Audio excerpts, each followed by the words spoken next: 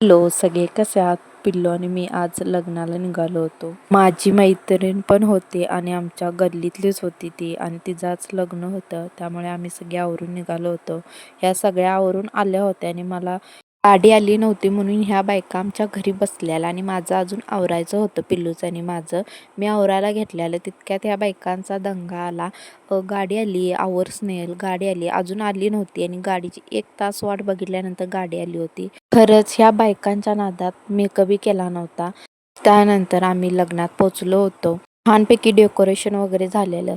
त्यानंतर नवरा बायकोंची एंट्री झाली. ते थोडं बघितलं, थोडा व्हिडिओ केला.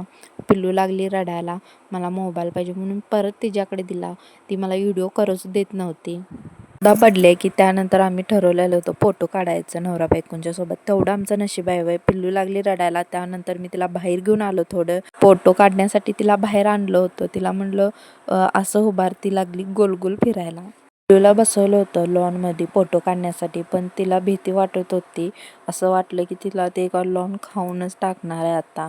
आत नवरा बायको सोबत सगळेजण फोटो काढत होते आणि इथं आमच्या दोघींचं वेगळं चाललं होतं. परत एकदा बायकांची गडबड. गाडी भरल्या, जायचं आहे आता. आमच्या गावातल्या बायका सोडल्या तर बाहेरगावच्या बायका कुठं तर जाण्यासाठी एक्साइटमेंट असतात आणि आमच्या गावातल्या बायका. नंतर आम्ही घरी वगैरे पोचलो, फ्रेश वगैरे झालो.